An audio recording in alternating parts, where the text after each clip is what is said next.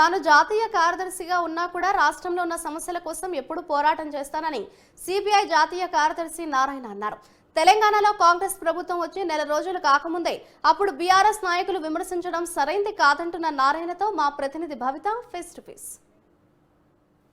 ఖండించడంలో ఆయన తర్వాత ఎవరైనా అటు ప్రత్యక్ష రాజకీయాల నుంచి రియాలిటీ షోల వరకు కూడా ఎలాంటి కన్ఫ్యూజన్ లేకుండా క్లియర్ కట్గా మాట్లాడే వ్యక్తులలో ఉన్నారు ఒక నేత అంటే అది సిపిఐ నారాయణ గారే. అయితే ప్రస్తుతం మనతో పాటు ఉన్నారు సిపిఐ జాతీయ కార్యదర్శి నారాయణ గారు. వారితో మాట్లాడదాం. Hello sir. సార్ చెప్పండి, ఇప్పటి వరకు కూడా అంటే ఆల్రెడీ అసెంబ్లీ ఎన్నికలు అయితే కంప్లీట్ అయిపోయినాయి, అందులో పొత్తుకెళ్లారు. నెక్స్ట్ ఉన్నటువంటి పార్లమెంట్ ఎన్నికల గురించి మీ వ్యూహం ఏంటి, ఎలా ఉండబోతుంది? పార్లమెంట్ అంటే ఒక తెలంగాణ కాదు, దేశం మొత్తం మీద జరుగుతుంది. దేశం మొత్తం మీద ఇండియా కుటుంబం మేము ఉన్నాం. దాని ప్రకారం అన్ని రాష్ట్రాల్లో చర్చలు జరుగుతూ ఉన్నాయి. ఇప్పుడు కేరళలో మా సిపిఐ మధ్య ఉంది, 3 సీట్లు పోటీ చేస్తున్నాం. అట్లాగే తమిళనాడు డిఎంకే ఫ్రంట్లో ఉన్నాం, 2 సీట్లు పోటీ చేయబోతున్నాం. వెస్ట్ బెంగాల్లో 4 సీట్లు పోటీ చేస్తున్నాం. బీహార్ 2 సీట్లు కూడా ప్రయత్నిస్తూ ఉన్నాం. మణిపూర్ 2 ఇన్నరు అవుటర్ ప్రయత్నిస్తున్నాం. ఛత్తీస్గఢ్ బస్తాల్లో కూడా చేస్తున్నాం.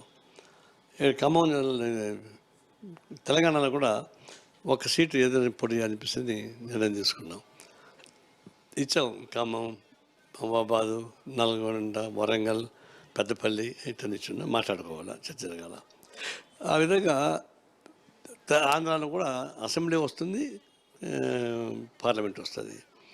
అన్ని చోట్ల పార్లమెంట్కి 1 సీట్ అని పోటీ చేయాలని తెలంగాణ రాష్ట్రాల్లో ఒప్పందం చర్చిస్తున్నాం. అయితే అది ఒప్పందం కుదురుతుందా లేదో తెలియదు. మా వంతు కర్తవ్యంగా ఇండియా కూటమిలో ఉండి సర్దుబాటు కోసం ప్రయత్నిస్తున్నాం. అది ఎంత వస్తుందో తెలియదు. మా ప్రతిపాదన చెప్పేశాం, తెలంగాణలో 1 పార్లమెంట్ సీట్ మాత్రం పోటీ చేయాలని చెప్పేసి అది వాళ్ళు ఆలోచించుకోవాలి.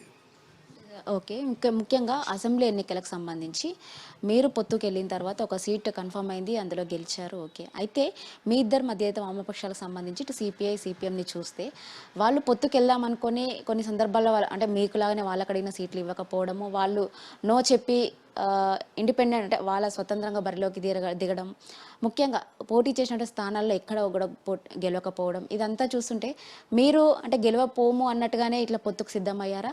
వాళ్ళు కొన్ని సందర్భాల్లో చెప్పారు ఏంటంటే సిపిఐ మేము వాళ్ళు సపరేట్గా ఒకవేళ వాళ్ళతో పొత్తులో ఉన్నా కూడా సిపిఐ పోటీ చేసిన చోట మేము పోటీ చేయము, అందులో సిపిఐకే మేము మద్దతు ఇస్తాము అని చెప్పేసి. కానీ మీరు ఎక్కడ కూడా మేము సిపిఎంకి మద్దతు ఇస్తామని కూడా చెప్పలేదు.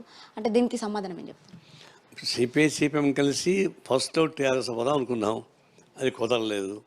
తర్వాత ఇండియా కూటమిలో ఉన్నాం కాబట్టి ఇండియా కూటమి ప్రకారం కాంగ్రెస్ పోతే బాగుంటుంది మన సిపిఐ సిపిఎం గురించి మాట్లాడుకున్నారు.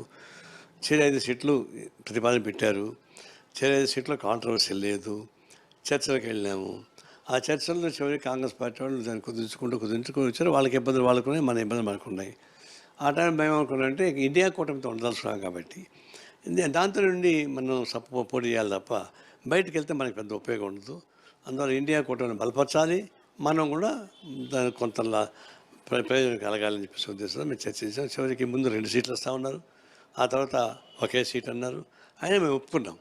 అంటే సిపిఎం వాళ్ళు 1 సీట్ ఇస్తుంటే ఒప్పుకోలేదు వాళ్ళు, కాబట్టి వాళ్ళు దూరంగా పోయారు. అది వాళ్ళ పార్టీ ఇష్టం. మేము మాత్రం ఏంటంటే ఇప్పుడున్న తరంలో ఇండియా కూటమికి దూరంగా పోతే నష్టం వస్తుంది కాబట్టి ఉన్నంతలోనే పాలసీ ప్రకారం అమలు చేసుకుందామని చెప్పేసుకున్నాం.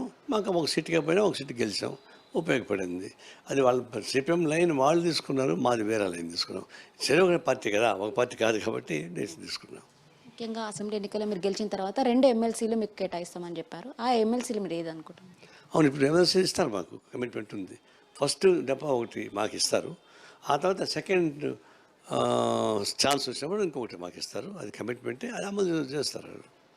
సార్, ఇంకా ముఖ్యంగా ఇలాంటి కొన్ని విషయాలలో మీరు రియాలిటీ షో అయినటువంటి బిగ్ బాస్ పైన కొన్ని కామెంట్స్ కూడా చేశారు. అయితే ఎక్కువ చూసినా కూడా ప్రత్యక్షంగా మీరు పోరాడుతారు అని చెప్పేసి ఒక టాక్ మీ పైన ఉంటుంది.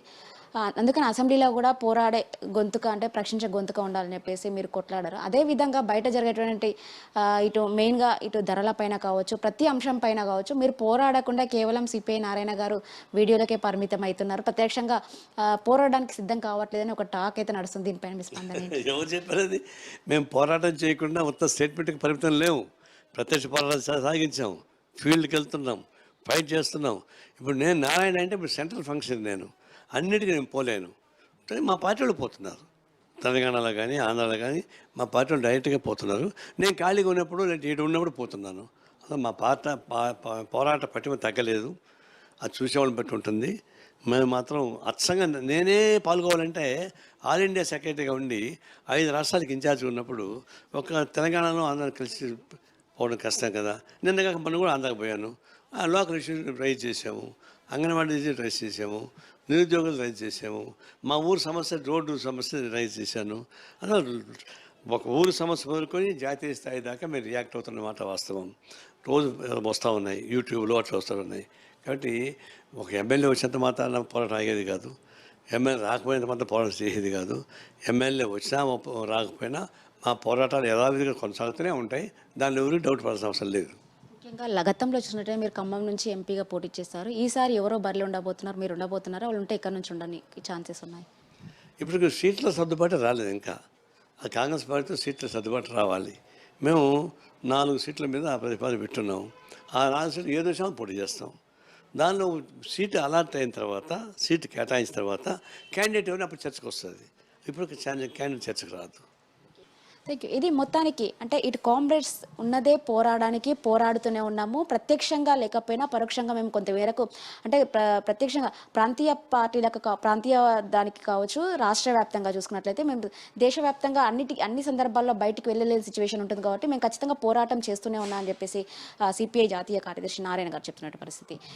కెమెరామెన్ కుమార్తో భవిత, న్యూస్ 360 హైదరాబాద్.